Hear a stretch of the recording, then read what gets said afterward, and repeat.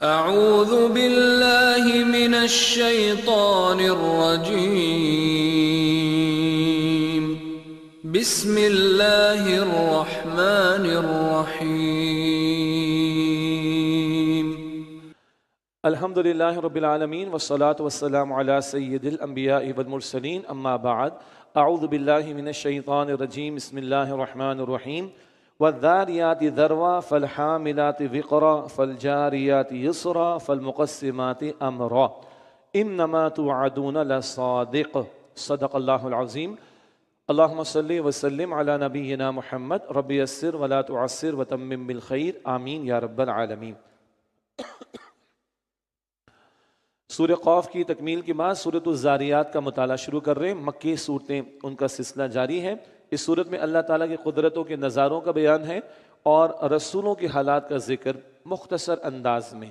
ابراہیم علیہ السلام کا قصہ پہلے ہم پڑھ آئے، تھوڑی سی وضاحت کے ساتھ ہے، اور بقیہ رسول جن کے واقعات ہم پڑھتے ہوئے آئے ہیں مختصر انداز میں ان کا ذکر آئے گا۔ گویا تقریباً 90% کے قریب قرآن پاک کی تکمیل کی طرح ہم جا رہے ہیں، کم و بیش بلکہ تھوڑا کم۔ تو شروع کے جو واقعات تفصیل سے ہم نے پڑھے، اب آخر میں ان کو مختصر انداز میں بیان کیا جا رہا ہے، اور مزید اس میں وعیدیں یعنی ڈراوے بھی مشرکین و کفار کے لیے بیان کیے گئے ہیں۔ سورہ ذاریات کا آغاز بسم اللہ الرحمن الرحیم۔ والذاریات ذروا، قسم ہے ان ہواؤں کی جو گرد اڑا کر بکھیرنے والی ہیں۔ فالحاملات وقرا، پھر ان ہواؤں کی جو بادلوں کا بوجھ اٹھانے والی ہیں۔ فالجاریات یسرا، پھر ان کی جو آسانی سے چلنے والی ہیں۔ فالمقسمات امرا، پھر ان کی جو تقسیم کرنے والی ہیں۔ اب یہ 4 آیات ہیں، ان میں اللہ تعالیٰ نے قسمیں اٹھائی ہیں۔ ایک رائے کے مطابق یہ چاروں قسمیں ہواؤں کے بارے میں ہیں۔ دوبارہ سنیے، قسم ان ہواؤں کی جو گرد اڑا کر بکھیرنے والی ہیں، اور فالحاملات وقرا، ان ہواؤں کی جو بوجھ اٹھانے والی ہیں، مراد بادلوں کا بوجھ۔ فالجاریات یسرا، پھر ان ہواؤں کی جو آسانی سے چلنے والی ہیں، نرم نرم چلنے والی۔ فالمقسمات امرا، پھر ان کی جو تقسیم کرنے والی ہیں، یعنی پھر بادل سے جو ہے وہ بارش برستی اور پانی تقسیم ہوتا ہے۔ ایک رائے کے مطابق یہ چاروں آیات ہواؤں کی قسمیں ان میں اٹھائی گئیں۔ دوسری ایک رائے اور بھی ہے، وہ بھی آپ کے سامنے رکھ دیں کیونکہ تفسیر میں مستقل مفسرین نے اس کو نقل کیا۔ جو تیسری آیت ہے فالجاریات یسرا، ایک رائے ہے یہاں کشتیوں کی قسم اٹھائی، پھر ان کشتیوں کی قسم جو آسانی سے چلتی ہیں۔ اور چوتھی آیت فالمقسمات امرا، ایک رائے کے مطابق یہ فرشتوں کے بارے میں ہے، ان فرشتوں کی قسم جو حکم الہی سے کام کو تقسیم کرنے والے، مختلف ڈیوٹیز اللہ نے مختلف فرشتوں کو اسائن کر رکھی ہیں۔ اب یہ قرآن کریم کا اعجاز اور الفاظ کی گہرائی ہے کہ ان مفاہیم اور معنی کی گنجائشیں یا تفاسیر کی ان الفاظ میں موجود ہیں۔ یہ ہوا اشارہ، تفسیر ملے گی آپ کو انشاءاللہ تفاسیر میں۔ کس بات پر قسم اٹھائی گئی؟ انما توعدون لصادق، بے شک آخرت کا جو وعدہ تم سے کیا جا رہا ہے وہ ضرور سچا ہے۔ وَإِنَّ الدِّينَ لَوَاقِعٌ، اور بے شک بدلے کا دن ضرور واقع ہو کر رہے گا۔ وَالسَّمَاءِ ذَاتِ الْحُبُكِ، اور راستوں والے آسمان کی قسم۔ ایک مراد یہ 7 آسمان کا ذکر اور اس میں گزرگاہیں ہیں۔ ایک رائے فرشتوں کی گزرگاہیں ہیں، فرشتوں کی گزرگاہیں ہیں، جیسے آربٹس ہیں پلانٹس کے لیے، سولر سسٹمز کے لیے، ایک رائے فرشتوں کی گزرگاہوں کی طرف اشارہ۔ انکم لفی قول مختلف، بے شک تم مختلف باتوں میں ضرور پڑے ہوئے ہو۔ یؤفک عنہ من افک، اس حق سے وہی پھرتا ہے جو روز اول سے پھیر دیا گیا ہو۔ مراد جو تکبر تعصب پر آ گیا، اب اس کو ہدایت نہیں ملے گی، اس کو پھر اللہ گمراہی کی طرف ہی چلا دیتا ہے۔ قتل الخراصون، ہلاک ہو جائیں جھوٹے اندازے لگانے والے یعنی منکرین۔ الذین هم فی غمرۃ ساہون، جو غفلت میں پڑے حق کو بھولے ہوئے ہیں۔ یسألون ایان یوم الدین، پوچھتے ہیں کہ بدلے کا دن کب ہوگا؟ اللہ کا سخت جواب یوم هم علی النار یفتنون، اس دن جب وہ آگ میں جلائے جائیں گے۔ ذوقوا فتنتکم، کہا جائے گا چکھو اپنے عذاب کا مزہ۔ ھذا الذی کنتم بہ تستعجلون، یہ وہی عذاب ہے جس کو تم جلدی مانگا کرتے تھے۔ یہ تو ہوا مجرمین کا ذکر، اب ایمان والے متقین کا بیان۔ ان المتقین فی جنات و عیون، بے شک متقین جنات یعنی باغات اور چشموں میں ہوں گے۔ آخذین ما آتاہم ربہم، جو کچھ ان کا رب انہیں عطا فرمائے گا اسے لے رہے ہوں گے۔ اللہ ہم سب کو ان لوگوں میں شامل فرمائے۔ انہم کانوا قبل ذلک محسنین، بے شک وہ اس سے پہلے نیک عمل کرنے، عمدگی کے ساتھ اعمال انجام دینے والے تھے۔ کانوا قلیلا من اللیل ما یہجعون، وہ رات کو بہت کم سویا کرتے تھے۔ وبالاسحار ہم یستغفرون، اور سحری کے اوقات میں وہ استغفار کرتے تھے۔ اللہ اکبر۔ اللہ پہلے آسمان پر اپنی شان کے مطابق نزول فرماتا اور فرماتا ہے کوئی مجھ سے مانگنے والا میں دے دوں اس کو، بخشش مانگنے والا میں اس کو بخش دوں۔ سحری کے اوقات میں استغفار، ویسے ہی اٹھ رہے ہیں، تسبیحات کا اہتمام، استغفار کا بھی اہتمام کر لیں۔ اللہ ہم سب کو توفیق عطا فرمائے۔ وفی اموالہم حق للسائل والمحروم، اور ان کے مالوں میں سوال کرنے والوں اور محتاجوں کا حق ہوتا ہے۔ یعنی جیسے طے ہے نا، جیسے سیلری ہاتھ میں آئے گی یمن دن پہ ڈرائنگز کریں گے جو لوگ کاروباری طبقات والے ہیں، تو یہ بچوں کی فیس ہے، یہ اسمارٹ فون نیا لینا ہے، یہ جو ہے وہ فلاں کنیکشن کے پیسے ہیں، یہ فلاں کے فکسڈ ہے نا، تو یہ فکسڈ ہے، یہ راہ خدا میں جائے گا مال، اور باقیوں کے بعد نہیں جائے گا۔ ذہن میں رکھیں، ہاتھ میں جو آئے گا پہلے اللہ کی راہ میں جائے گا، پھر باقی گھر والوں پر بھی جائے گا انشاءاللہ، اور اللہ برکت دے گا اس میں، طے ہے۔ یہ نہیں کہ بچے گا تو اللہ کی راہ میں دیں گے، بچا کچا نہیں، جو آیا اس میں سے دینا انشاءاللہ تعالی۔ فرمایا وفی اموالہم حق للسائل والمحروم، اور ان کے مالوں میں سوال کرنے والوں اور محتاجوں کا حق ہوتا ہے۔ وفی الارض آیات للموقنین، اور یقین رکھنے والوں کے لیے زمین میں نشانیاں ہیں۔ وفی انفسکم، اور تمہاری ذات میں بھی نشانی ہے۔ افلا تبصرون، تو کیا تم دیکھتے نہیں؟ ایک قطرے کے معمولی جز سے انسان کو اللہ کہاں کھڑا کر دیتا ہے، پھر سب کی لہجے الگ ہیں، اللہ اکبر، انداز دیکھیے ذرا، ایکسلنٹ الگ ہیں، پھر ایک ایک پارٹ آف باڈی کا، ایک ایک عضو کا فنکشن بندہ دیکھے، ایک انگلی کا فنکشن، کان کے سننے کا فنکشن، آنکھ کے دیکھنے کا فنکشن، زبان کے بولنے کا فنکشن، ہاضمے کا فنکشن، گردوں کا فنکشن، ہارٹ کا فنکشن۔ آج تو دنیا ہمارے ہاتھ میں آ گئی نا، بندہ سمپلی گوگل کرے، اے آئی پہ چیک کرے، دنگ رہ جائے، جو بھی انفارمیشن اویلیبل ہے اس کی میں بات کر رہا ہوں۔ ایک ایک پارٹ آف باڈی پہ بندہ غور کرے، کس قدر اللہ کی قدرت کے نظارے ہماری اپنی جان میں ہیں۔ کائنات تو بہت بڑی ہے، یہ حضرت انسان خود ایک کائنات ہے، ان ایکسپلورڈ ہے ابھی، اللہ اکبر۔ وفی انفسکم، اور تمہاری ذات میں بھی نشانی ہے۔ افلا تبصرون، تو کیا تم دیکھتے نہیں؟ وفی السماء رزقکم وما توعدون، اور تمہارا رزق اور جس چیز کا تم سے وعدہ کیا جاتا ہے وہ سب آسمان میں ہے۔ آسمان سے رزق بھی آ رہا ہے، وہیں سے اللہ کی طرف سے جنت و جہنم کے فیصلے بھی نازل ہوں گے۔ آسمان وہ کچھ ہے جو تم مانگتے ہو یا جس کا تم سے وعدہ، وما توعدون، اور وہ کہ جس کا تم سے وعدہ کیا جاتا ہے، سب آسمان میں۔ فورب السماء والارض انه لحق مثل ما انکم تنطقون، تو آسمان و زمین کے رب کی قسم، یقیناً یہ بات سچی ہے، ایسے جیسے کہ تم بولتے ہو، جیسے تمہیں تمہارے بولنے میں کوئی شک نہیں، قیامت بھی اتنی یقینی ہے کہ اس کے آنے میں کوئی شک نہیں ہے۔ اب ابراہیم علیہ السلام کا ذکر پہلے ہم پڑھ آئے ہیں الحمدللہ۔ هل اتاک حدیث ضیف ابراہیم المکرمین، کیا آپ کے پاس ابراہیم علیہ السلام کی معزز مہمانوں کی خبر آئی ہے؟ فرشتے آئے تھے۔ اذ دخلوا علیہ فقالوا سلاما، جب وہ ان کے پاس آئے تو انہوں نے سلام کہا۔ قال سلام، ابراہیم علیہ السلام نے بھی سلام کہا۔ قوم منکرون، دل میں سوچا کہ یہ کچھ اجنبی لوگ ہیں۔ فراغ الی اہلہ فجاء بعجل سمین، پھر وہ خاموشی سے اپنے گھر والوں کی طرف چلے گئے اور ایک بھنے ہوئے موٹے بچڑے کا گوشت لے کر آ گئے۔ فقربہ الیہم، پھر اسے ان مہمانوں کے سامنے رکھا۔ قال الا تأکلون، فرمایا کہ آپ لوگ کھاتے نہیں ہیں۔ فاوجس منہم خیفہ، تو پھر انہوں نے ان فرشتوں کے نہ کھانے سے دل میں خوف محسوس کیا، یعنی بھارت یہ بھی انسانی شکل میں آئے تھے۔ قالوا لا تخف، فرشتوں نے کہا آپ گھبرائیے مت۔ وبشروا بغلام علیم، اور انہوں نے ابراہیم علیہ السلام کو ایک علم والے لڑکے کی خوشخبری دی، اسحاق علیہ السلام بی بی سارہ کے ہاں۔ فاقبلت امرأته في صرة فصكت وجهها وقالت عجوز عقیم، پھر ان کی بیوی زور سے بولتی ہوئی آئیں تو انہوں نے تعجب سے اپنے چہرے پر ہاتھ مارا اور بولی ایک بانج بڑھیا، اس کی یہاں اولاد ہوگی۔ خوشی کے مارے سر جو ہے نا ماتھے پہ ہاتھ مارا، یہ خوشی کا اظہار تھا، اس بڑھاپے میں اولاد ملے گی۔ قالوا كذلك قال ربك، وہ فرشتے بولے آپ کے رب نے اسی طرح فرمایا ہے۔ انہ هو الحکیم العلیم، بے شک وہ اللہ بڑی حکمت والا، خوب علم رکھنے والا ہے۔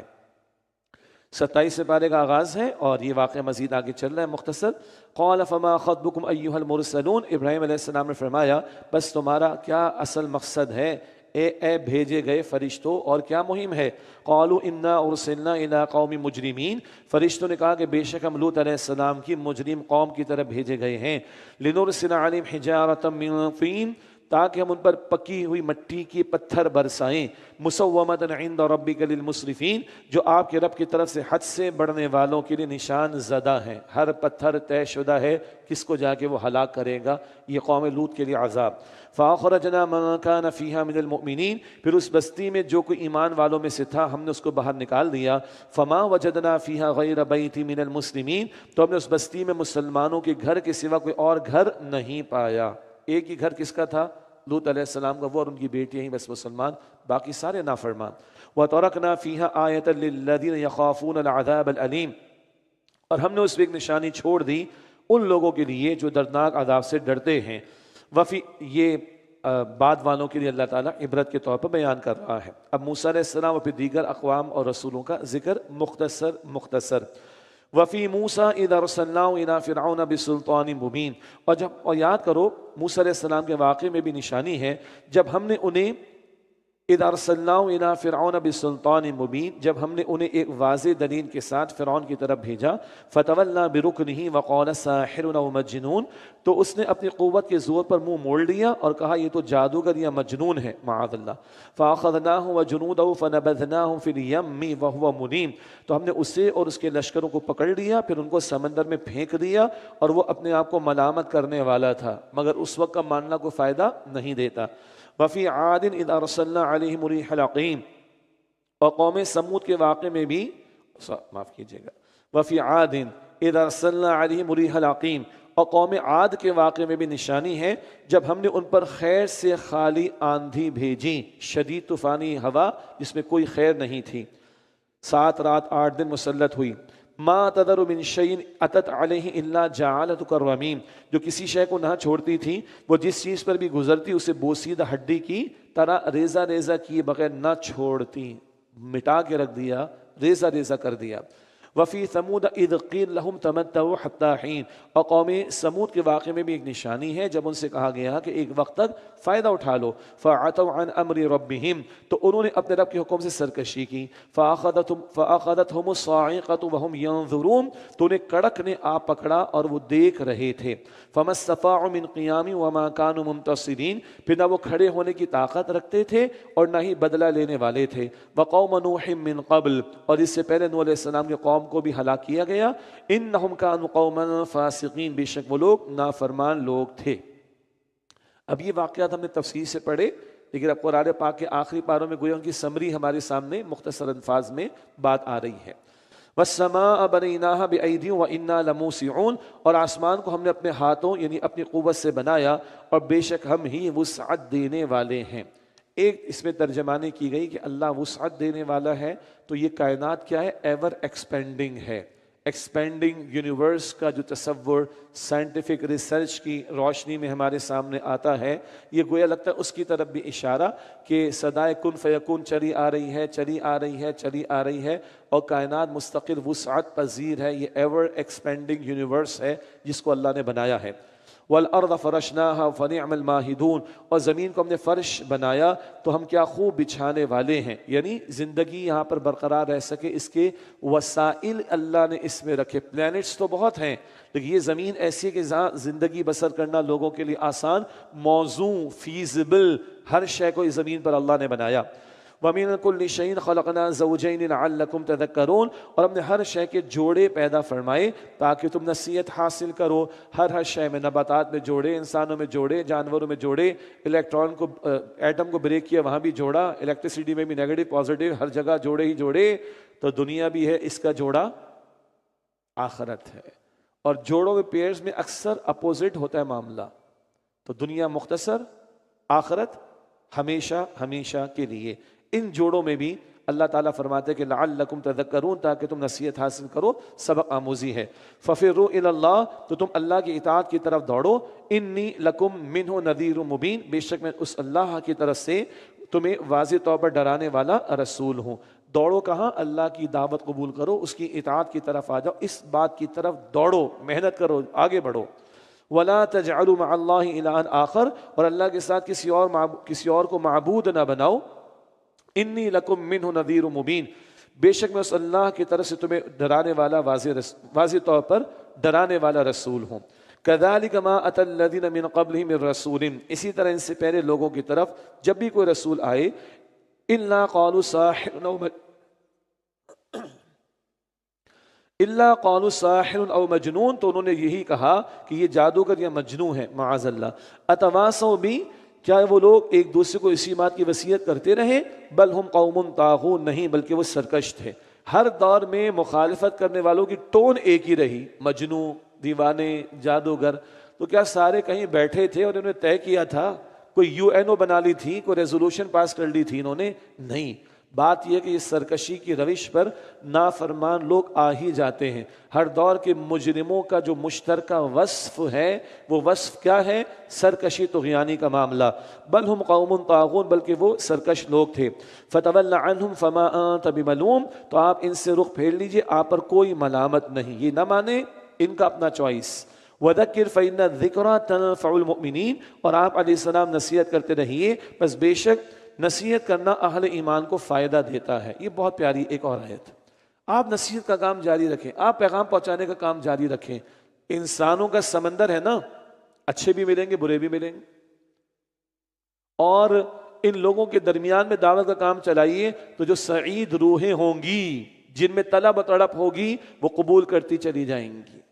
یہ ہے قرآن کہ اس مقناطیس کو اس معاشرے میں پھیلاؤ، تو جہاں جہاں سعید روحیں ہوں گی وہ چپک آئیں گی اس طرف۔ میں جان بوجھ کے لفظ استعمال کر رہا ہوں، کیوں؟ قرآن کے لیے روح کا لفظ آیا ہے نا، وحی کے لیے روح کا لفظ آیا ہے، اور انسانی روح کی غذا قرآن، انسانی روح میں ارج ہے اللہ سے ملاقات کی، تو اللہ کی طرف سے آیا ہوا کلام جس کی روح بیدار ہے اس کو وہ کھینچ لے گا۔ اس مقناطیس کو، قرآن کو معاشرے میں پھیلاؤ، تو سعید روحیں چپک کر یعنی لپک کر آتی چلی جائیں گی۔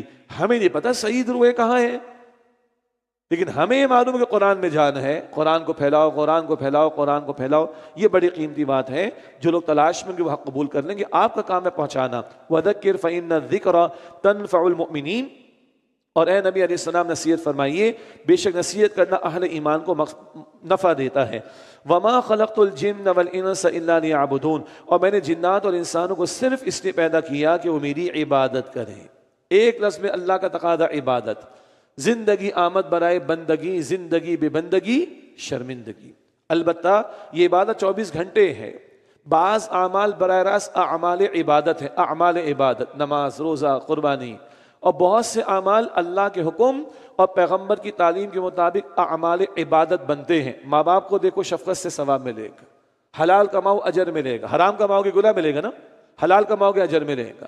تو سارے معاملہ جب اللہ اس کے رسول کے تابع ہوں گے تو زندگی 24 گھنٹے کی عبادت ہو جائے گی۔ لیکن یہ عبادت پارلیمنٹ میں بھی ہونی، یہ سینٹ میں بھی ہونی، یہ عدالت میں بھی ہونی، یہ ایجوکیشنل سسٹم میں بھی ہونی، یہ پولیٹیکل سسٹم میں بھی ہونی ہے۔